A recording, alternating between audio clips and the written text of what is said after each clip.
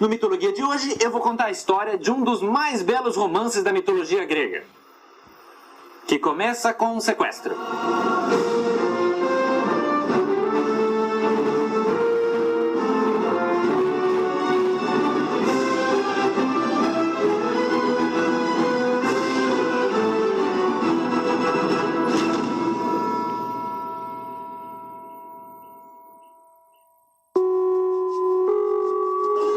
Para começar, a gente tem que obviamente falar da origem da deusa Perséfone, que na verdade é bem simples.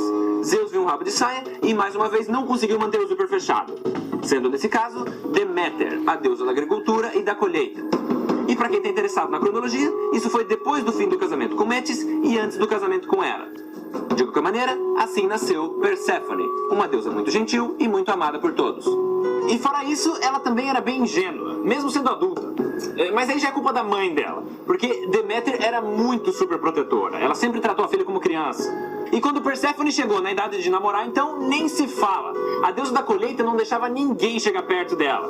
E mesmo que chegassem, ela já tinha sido instruída pela mãe a rejeitar qualquer um. Então, em determinado dia, os deuses do Olimpo se reúnem em um banquete para comemorar a vitória sobre o monstro Tifão, que tinha acabado de ser derrotado. Mas o que eles não esperavam era a aparição de Hades, o deus do submundo, que veio tirar satisfação sobre o tal monstro.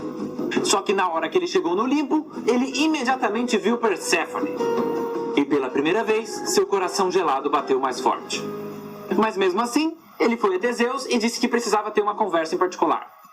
Olá, irmão! Há quanto tempo? Que bom que você veio no nosso banquete de comemoração.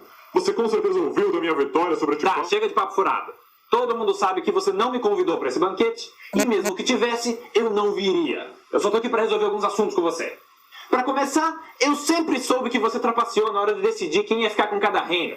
Um babaca egocêntrico que nem você jamais aceitaria algo que não fosse o céu. Enquanto isso, eu tive que ficar com o submundo e agora todo mundo me odeia. Olha que bacana. Calma, não é bem assim. Calma o caralho! O teu ego inflado cria problema com todo mundo. Você devorou tua própria esposa grávida por medo de perder o trono. Tu fez treta até com a Vogaia, mano. Porra! E aquela velha maldita me cria um bicho gigante no meu porão por tua causa. O que, a propósito, você não viu porque você estava aqui na superfície. Mas o desgraçado saiu quebrando tudo lá embaixo. E deixou um buraco no teto do tamanho do cu do Dionísio. Todo mundo tentou fugir, foi um inferno. Eu entendo, você tem razão. Se houver alguma coisa que eu possa fazer por você, eu peço que diga. Tu vacilou feio comigo, brother. Mas sim, tem uma coisa que você pode fazer. Quando eu cheguei aqui, eu vi uma deusa que chamou minha atenção. Pelo que eu vi, o nome dela é Perséfone. E ela me pareceu uma garota muito meiga, muito gentil e obviamente muito bonita. E eu senti uma conexão. Então eu queria pedir sua permissão para namorar com ela. Você sabe que ela é tua sobrinha, né? Ah, você vai querer falar de incesto agora? Ok. Então quem que é a mãe dela? A questão não é essa. Por mim, não haveria problema nenhum. Mas Deméter jamais vai permitir esse relacionamento. Muitos deuses já tentaram se aproximar de Perséfone, e nenhum conseguiu. E eu acredito que Perséfone gostaria de você. Mas debaixo da asa da mãe dela, você não tem chance. Bom, então talvez eu tenha que afastá-la da mãe. Você tá pensando em sequestrar Perséfone?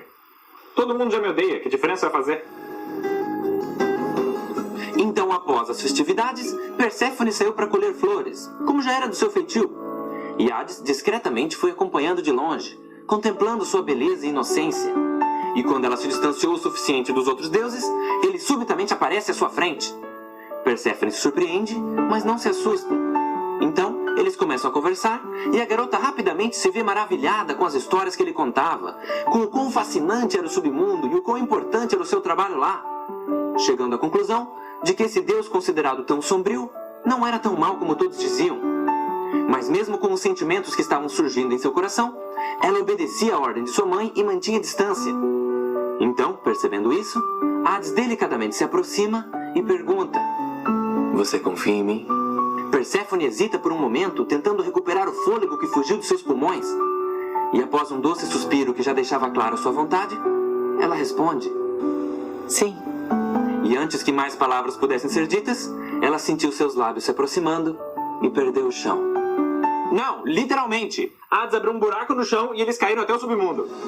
E não demorou muito para que Deméter percebesse o seu desaparecimento, deixando ela apavorada e fazendo com que ela abandonasse todos os seus afazeres para procurar a filha. Enquanto isso, no submundo, Hades mostrava todo o seu reino para Perséfone. Quer dizer, primeiro ele perguntou se ela estava com fome e ofereceu algumas sementes para ela comer. Lembre dessa parte, isso vai ser importante depois. De qualquer maneira, ela pôde conhecer todo o submundo. E ao contrário de sua mãe, ele não a tratava como criança, deixando que ela explorasse todos os lugares fascinantes que até então ela só tinha ouvido falar em histórias. Deixou até ela brincar com o Cérbero.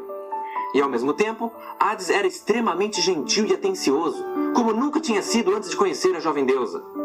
E as mudanças de atitude no deus do submundo não ficam mais evidentes do que no momento em que Perséfone, sentindo pena das almas sofredoras à sua volta, questionou por que todas elas estavam no mesmo lugar, tanto honestos quanto criminosos penando igualmente.